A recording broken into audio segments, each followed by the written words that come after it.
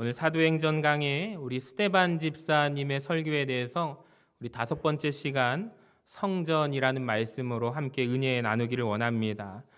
스데반 집사님의 한 편의 설교지만, 긴 설교지만 우리는 몇 주에 걸쳐서 나누어서 듣고 있는 중입니다.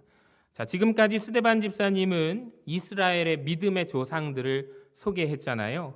아브라함을 소개하고 이삭과 야곱, 그리고 요셉과 모세를 소개합니다. 그리고 지금은 하나님의 임재를 상징하는 광야에서 성막을 소개하고요. 솔로몬이 지은 솔로몬 성전을 소개하고 있습니다. 지금까지가 서론이었고요. 오늘 말씀부터가 본론이라고 말할 수가 있는데요. 왜냐하면요, 스데반 집사님이 왜 설교를 하다가 고발을 당했는가? 여러분, 이것을 기억하셔야 됩니다. 어떤 죄로 인하여 스데반 집사가 회중들 앞에서 고발을 당하고 지금 한편의 긴 설교를 하고 그가 순교를 당하게 되잖아요. 어떤 제목으로 고발을 당했는가? 여러분, 사도행전 6장 12절을 한번 화면을 보시면요, 백성과 장로와 서기관들을 충동시켜 와서 잡아가지고 공회에 이르러 거짓 증인들을 세우니 이르되 이 사람이 이 거룩한 곳, 이 거룩한 곳은 성전을 의미합니다. 거룩한 곳과 율법을 거슬러 말하기를 마지 아니하는도다. 그의 말에 이 나사렛 예수가 이곳을 헐고 이 성전을 헐고 또 모세가 우리에게 전하여 준 규례를 고치겠다 함을 우리가 들었노라. 여러분, 이것이 스데반 집사님이 고소당한 고소의 이유라는 것을 기억하셨으면 좋겠어요. 여러분, 거룩한 곳, 따라합시다. 성전. 이스라엘 백성들은요, 그토록 소중하게 여기는 곳이 성전인데 그 성전을 스데반이 거슬러서 이야기했기 때문에 고발을 당한 거예요. 예수님도 성전을 헐어버리라 라고 했는데 스데반 집사님도 뭐라고 하냐면 성전 별로 중요하지 않다라고 이야기를 했다라는 것이죠.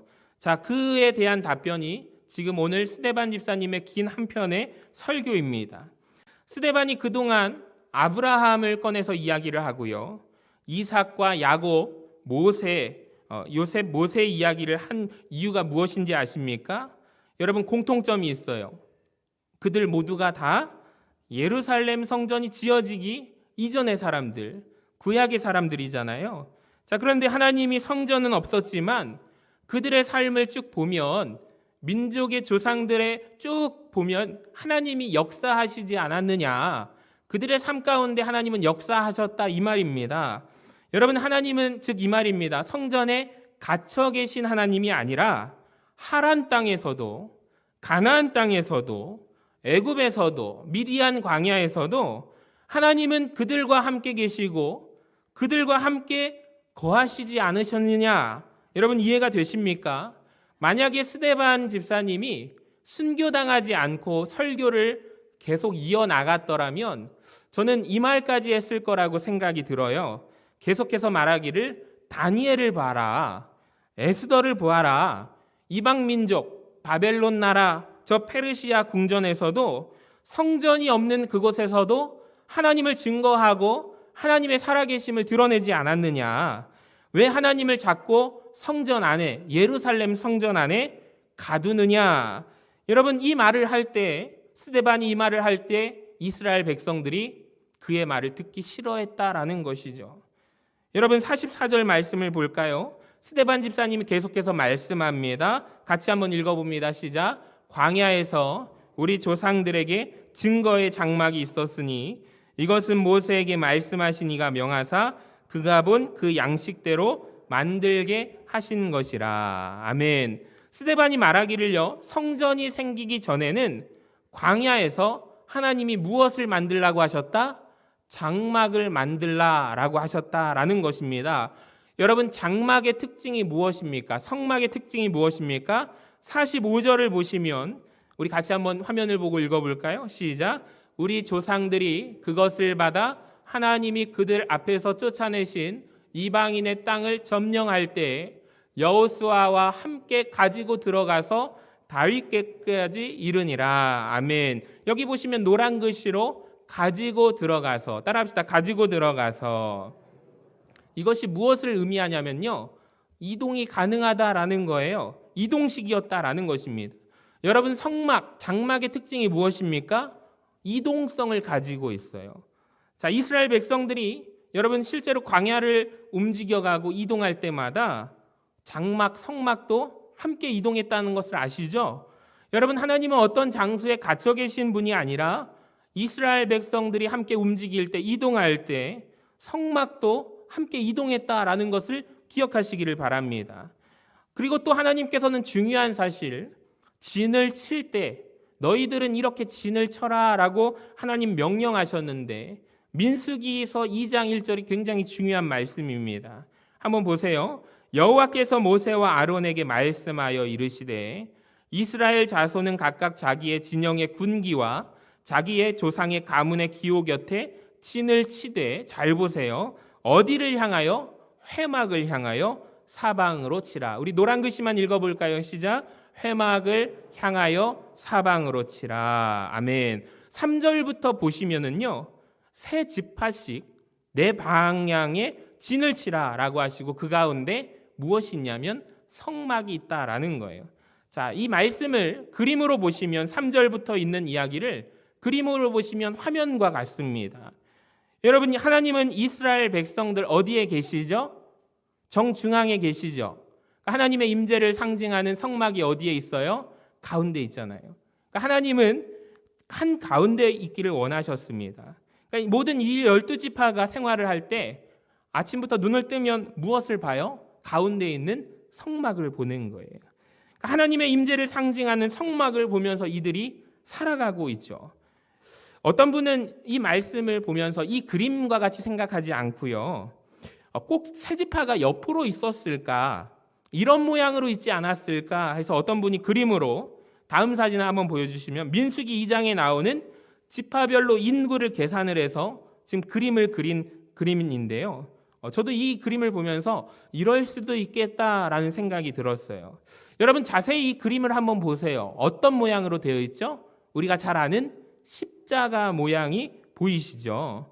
여러분, 이 모양이었을지, 전에 보여준 아까 전의 모양이었을지 저는 잘 모르지만, 확실한 것이 하나 있다면 하나님의 임재를 상징하는 성막은 어디에 있습니까? 한 가운데 정중앙에 있다라는 것입니다. 언제나 이스라엘 백성들은 그것을 바라보고 살아간다라는 것이죠. 가만히 보니까 이것이 하나님이 출애굽하신 원래 목적이었다라는 생각이 들었습니다. 출애굽기 29장 45절을 한번 같이 읽어봅니다. 시작. 내가 이스라엘 자손 중에 거하여 그들의 하나님이 되리니 그들은 내가 그들의 하나님 여호와로서 그들 중에 거하려고 그들을 애굽 땅에서 인도하여 낸 줄을 알리라. 나는 그들의 하나님 여호와니라. 아멘. 출애굽의 목적이 무엇입니까, 여러분? 지금 애굽 땅에서, 낯선 이집트 땅에서 노예로 지나가는, 생활하고 있는 이 노역 가운데 있는 이스라엘 백성들을 단지 해방시키고자 함이 목적이 아니라, 하나님께서 원하시는 소망이 있는데 내 백성 가운데 그들 중에 하나님이 함께 하기를 원하셨다. 이것이 출애굽의 목적이라는 거예요. 하나님이 원하시는 삶은 내 백성과 함께 그들의 인생의 삶의 정중앙에, 삶의 핵심에 살고 싶다라는 것입니다. 여러분, 그래서 어디를 가든지 그들이 이동할 때마다 정 가운데 뭐가 있어요? 성막이 있다라는 것입니다. 여러분, 이 말씀을 우리에게 한번 적용해 볼까요? 우리로 비유하면 내가 여기 살든지 저기 살든지, 특별히 우리 교회 근처가 지금 재개발 상황 가운데 멀리 이사를 가신 분들이 계셔요. 내가 서신동에 살든지 평화동에 살든지 봉동에 살든지, 이번에 동상동으로 이사 가신 분이 계신데 동산동에 살든지, 내가 한국에 살든지 내가 미국에 살든지, 여러분 어딜 가든지 우리 인생의 삶의 정중앙에 누가 있기를 원하신다라는 거예요? 하나님이 있기를 원하신다. 이것이 하나님의 뜻입니다. 여러분, 하나님의 뜻 감동되지 않습니까? 여러분, 이렇게 증거의 장막이 언제까지 있었을까요? 오늘 스데반의 설교를 통해서 우리가 알 수가 있는데요, 다윗의 시대까지 있었다라는 것을 알 수 있습니다. 무려 몇 년이냐면 따라해볼까요? 400년.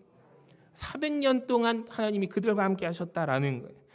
여러분, 근데 이 다윗이 46절에 보면은 하나님 앞에서 그가 은혜를 받아서요, 야곱의 집을 위하여 하나님의 처소를 준비하여 달라고 하더니, 제가 언젠가 다윗에 대해서 설교를 했을 때 이 부분을 설명해 드린 적이 있습니다. 기억나십니까? 성전 건축의 꿈과 희망과 소망을 품은 사람이 누구냐면 다윗이었다라는 거죠. 근데 하나님께서 다윗의 소망을, 그 소원을 받아들이실까요? 거부하실까요? 거부하십니다. 왜 그럽니까? 하나님이 말씀하시기를 다윗의 너의 마음 귀하다. 그런데 너는 피를 너무 많이 흘렸기 때문에 나의 집을 지을 수가 없다. 하나님은 거절을 하십니다.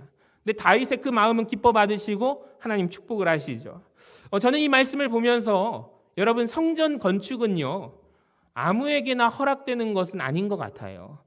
여러분, 혹시 여러분의 인생에, 평생에 하나님의 전을 건축할 기회가 생기거든 다윗에게도 주어지지 않았던 그 기회가 생김으로 인하여 여러분 감사하시기를 바랍니다. 이 다윗이 다 준비를 해놓고 자기가 짓지 못하니까 그 아들 솔로몬이 지을 수 있도록 모든 준비를 다 해와요. 그리고 솔로몬을 통하여 그 성전이 지어지게 되는데, 여러분, 이것을 우리가 말하기를 솔로몬 성전이라고 말합니다. 다음 사진 한번 보여주시면 이런 모양입니다. 얼마나 멋있습니까? 여러분, 굉장히 멋있지 않습니까? 솔로몬이 지은 성전이에요. 근데 이 성전이 가진 결정적인 문제가 하나 있어요. 여러분, 뭘까요? 이전에 아까 말씀드린 광야에 있었던 증거의 장막의 특징과 한번 비교해 보실 때, 제가 아까 강조했던 게 뭐였죠? 이동할 때마다 함께 갔죠. 여러분, 이동성이 됩니까? 안 됩니까? 안 되는 거예요. 여러분, 이스라엘 백성들이 어디를 가도 그 가운데, 그들의 인생 가운데 한복판에 주님의 임재가 상징되는 장막이 있었는데, 이제는 성전이 지어지게 되면서 어느 특정한 장소에 고정되어 버린 거예요.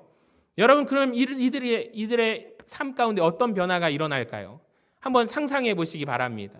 장막으로 함께 하나님과 함께 동행했던 시절과 성전이 어느 한 곳에 지어졌을 때 아이들을 향하여 질문을 던져보면, 얘들아, 하나님은 어디에 계시니? 라고 물어봤을 때 장막때에는 아이들이 뭐라고 대답했는지 아세요? 하나님은 우리 가운데 계세요. 12지파 어느 누구에게도 물어봐도 하나님은 어디에 계십니까? 하나님은 우리 안에 계십니다. 우리 삶의 정중앙에 계십니다. 라고 대답을 합니다. 언제나 그들의 삶이 의식이 되어지죠. 근데 성전이 지어졌습니다. 아이들에게 똑같은 질문을 해보면, 얘들아, 하나님은 어디에 계실까? 질문하면 아이들이 뭐라고 대답할까요?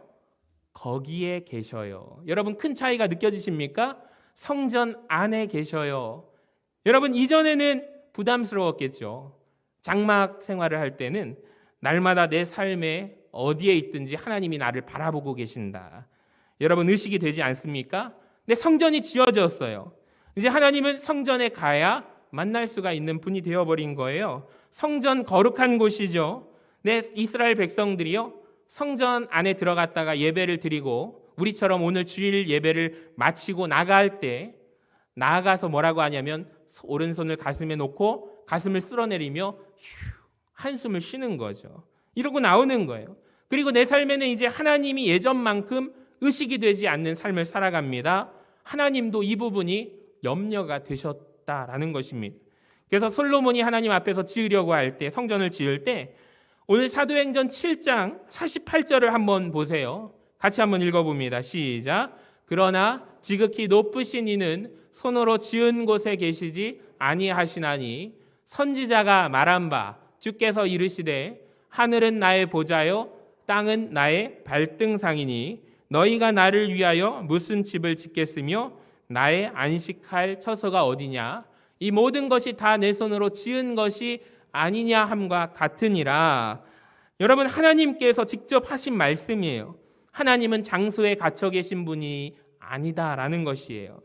여러분, 솔로몬도 그것을 알았습니다. 하나님께서 염려하시는 부분에 대해서 역대하 2장에 보니까 하나님, 제가 하나님 앞에 예배드리고 분향할 장소, 제단을 만들려는 것뿐입니다 라고 대답을 해요. 근데 결국에 이스라엘 백성들의 신앙이 어떻게 되는가? 하나님이 염려하신 그대로 시간이 가면 갈수록 이스라엘 백성들의 신앙은 어떻게 변질되냐면 하나님은 우리와 함께 하시는 분이 아니라 어디에 계시는 분? 성전에 계시는 분, 성전에 거하시는 분, 이렇게 신앙의 모습이 바뀌게 되는 것입니다. 여러분 잘 보세요. 예전에는 매일매일 하나님을 의식하고 살아갔어요. 근데 하나님을 이제는 안식일에만 만날 수 있는 분이고, 이스라엘 백성들 입장에서는 장막 생활을 할 때가 좋을까요? 성전 생활을 할 때가 좋을까요? 성전 생활을 할 때가 훨씬 더 좋은 거예요. 그동안 하나님이 우리 삶의 정중앙에 계시니 부담스러웠어요. 근데 이제는 하나님은 성전에만 계셔요. 성전에 나와서 하나님 앞에서 거룩하고 구별된 예배를 드리나 성전 밖으로 나오면 이제 하나님을 잊고 살아갈 수가 있다라는 거예요. 여러분, 하나님의 원래 구원 계획과 달라진 삶이 그들에게 시작됐다라는 것입니다.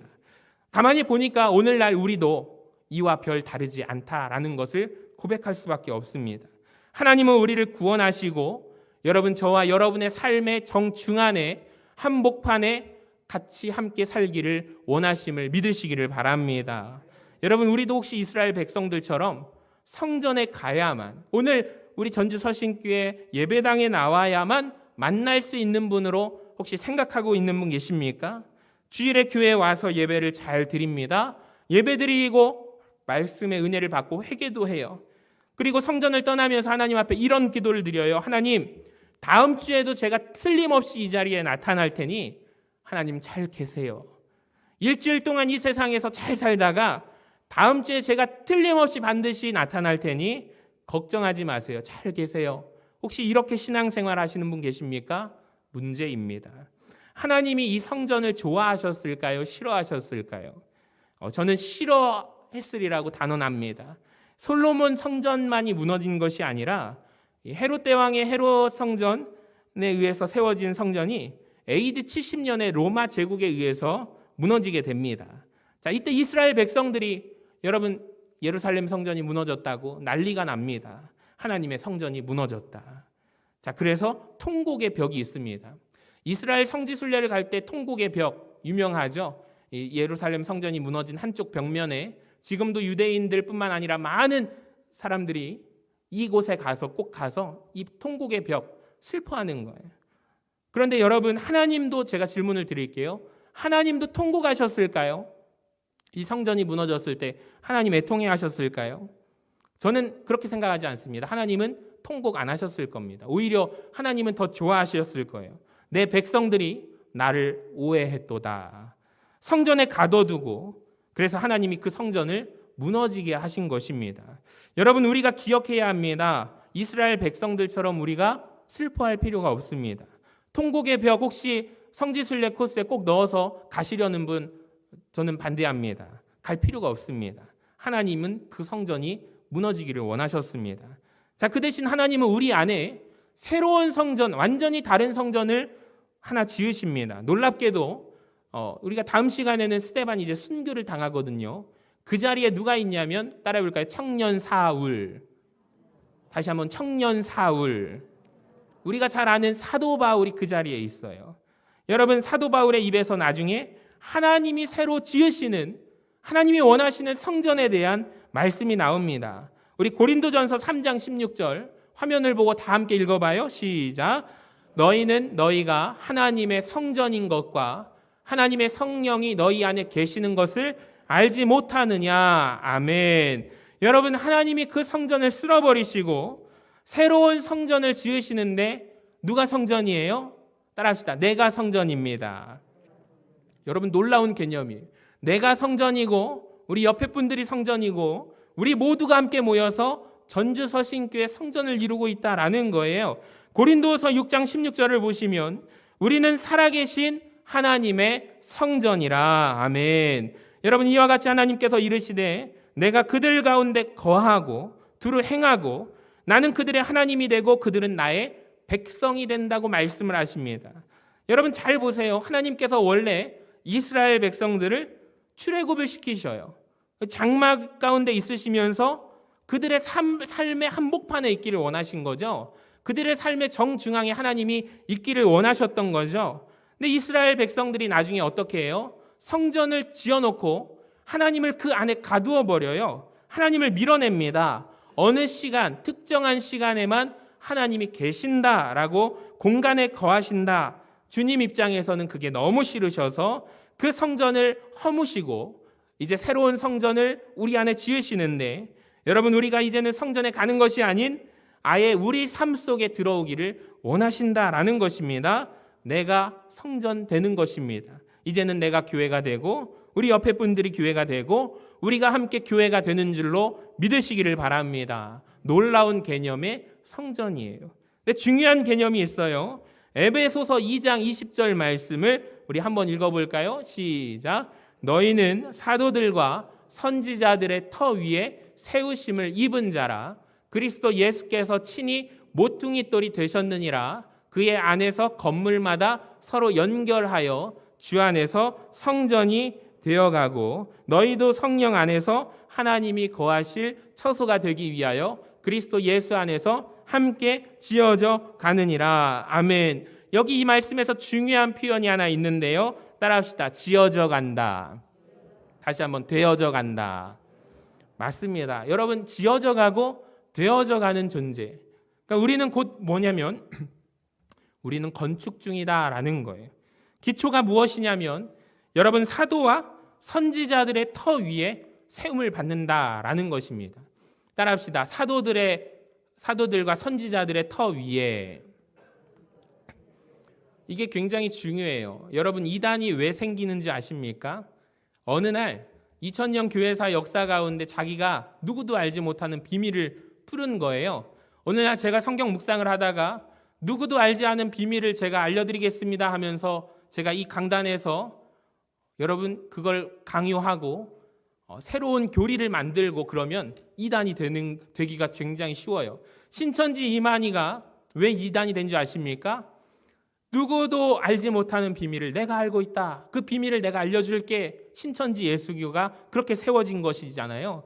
그러니까 우리는 기억해야 할 것이 우리가 잘 아는데 어디 기반 위에 세워져야 하냐면 전주 서신교회 88년 역사 위에 우리 믿음의 뿌리가 내려져야 함을 믿으시기를 바랍니다. 그러니까 우리는 선지자들과 사도들의 터 위에 그 기반 위에 세워져 가고 지어져 가는 거예요. 내가 어느 날 깨달아서 아무도 모르는 곳에 세워져 가고 지어져 가는 것이 아니라 여러분 기억하셔야 되는 게 우리 교회 위에 믿음의 뿌리가 세워지고 자라가야 한다라는 것이죠. 중심은 뭐냐면 모퉁이 돌, 누굽니까? 예수 그리스도 위에 지어져 가고 세워져 가야 한다라는 것입니다. 여러분, 그러니까 제일 중요한 게 뭐냐면 따라합시다. 자라가야 한다. 누구하고 비교를 해야 될까요?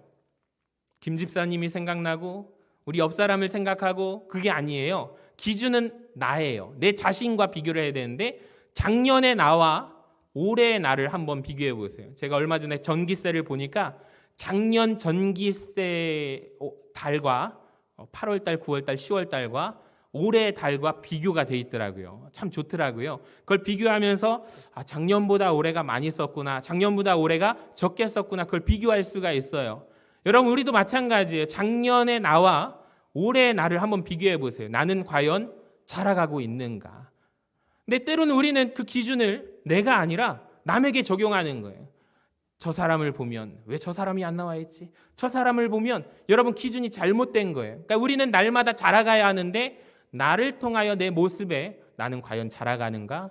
열매 맺는 신앙으로 자라가는가? 기준이 내가 되어야 할 줄로 믿습니다. 해마다 자라가는 은혜가 있게 되시기를 주님의 이름으로 간절히 축원합니다. 또 보니까 서로 연결되어 있대요. 여러분, 신앙생활은 함께 연결되어져 가요. 그러니까 주 안에서 성전이 되어져 가는 거죠. 22절에도 함께 지어져 가는 거죠. 여러분, 우리는 완벽하지 않습니다. 공사 중이라는 말입니다. 여러분, 성전, 우리 안에 성전이 완공되는 목표가 있는데요. 우리 안에 누가 거하시기를 원하신다? 하나님이 거하실 처소로 우리가 지어져 가는 것이 목표예요. 완공의 목표예요. 여러분 안에 성전에 하나님이 거하시고 하나님이 편안하게 머무를 수 있는 처소가 되시기를, 그렇게 지어져 가시기를 주님의 이름으로 간절히 축원합니다. 광야에서도요, 성막이 장막이 지어지고 나서 하나님의 영광이 임하는 것으로 끝납니다. 출애굽기가 끝납니다. 솔로몬 성전도 완공이 되고 나서 그곳에 하나님의 임재 영광이 임재하는 것으로 끝납니다. 마찬가지로 우리 안의 성전도 하나님이 거하실 영광의 처소가 될 목표를 가지고 지어져 가는 거예요. 따라합시다. 우리는 성전이다. 여러분, 솔로몬이 지은 성전이 마지막 한 가지 면에서 독특했는데 이 부분만 설명해 드리고 마치겠습니다. 솔로몬 성전이 어떻게 독특했는가? 재료가 독특한 게 아니에요. 굉장히 독특한 방식으로 지어졌는데요. 열왕기상 6장 7절을 한번 읽어봅니다. 화면을 보시고 시작. 이 성전은 건축할 때 돌을 그 뜨는 곳에서 다듬고 가져다가 건축하였으므로 건축하는 동안에 성전 속에서는 방망이나 도끼나 모든 철 연장 소리가 들리지 아니하였으며. 아멘. 여러분, 한번 이 말씀을 자세히 보세요. 뭐가 특이합니까? 솔로몬이 지은 성전이 굉장히 독특한 방식으로 건축이 되는데 어떻게 건축되었냐면 조용히 건축되었대요. 성전 건축 중에 방망이 소리, 도끼 소리, 철 연장 소리가 들리지 않았대요. 여러분, 저와 여러분이 지어져야 할 우리 안의 성전도 마찬가지고 우리에게 적용해 볼까요? 여러분, 내 안에 성전이 건축되어야 하는데 조용히 건축되는 은혜가 있기를 원합니다. 여러분, 조용히 지어져가는 은혜가 있기를 원합니다. 주님의 몸된 교회는요, 내 삶에서도 교회 안에서도 함께 조용히 건축이 되는 거예요. 여러분, 교회를 시끄럽게 하지 마시기 바랍니다. 신앙생활을 어떤 분은 시끄럽게 하는 분이 계십니다. 여러분, 비밀이 있는데요, 조용히 지어져 가는 것입니다. 기억하시기 바랍니다. 오늘 중요한 개념을 드립니다. 주님께서 원하시는 것은 우리의 삶에 변두리에 있기를 원하신 게 아니라 한복판에 정중앙에 있기를 원하신다. 이것이 하나님의 뜻이라고 말씀드렸습니다. 광야에서 장막이 보여주는 것이 바로 그 의미를 담고 있고요. 하나님은 오늘도 여전히 우리 삶 가운데 저와 여러분의 삶의 한복판에 함께 거하기를 원하신다라는 것입니다. 이스라엘 백성들은요, 성전을 지을 때 아주 화려하게, 여러분 아주 그럴싸하게 지어놨어요. 근데 하나님을 그곳에 밀어넣고 하나님을 가두어 버립니다. 하나님은 원하지 않으십니다. 그런 성전은 무너지기를 원하신다라는 거예요. 대신 우리에게 새로운 성전을 보여주시는데 우리가 주의 성전으로 지어져 가기를 원하십니다. 여러분, 우리가 오늘 말씀을 붙들고 하나님 내 안에 오셔서 내 안에 영광스러운 주의 처소가 편안하게 머무르실 수 있는 영광스러운 주의 전이 지어지기를 원합니다. 우리가 성전 된 줄로 믿습니다.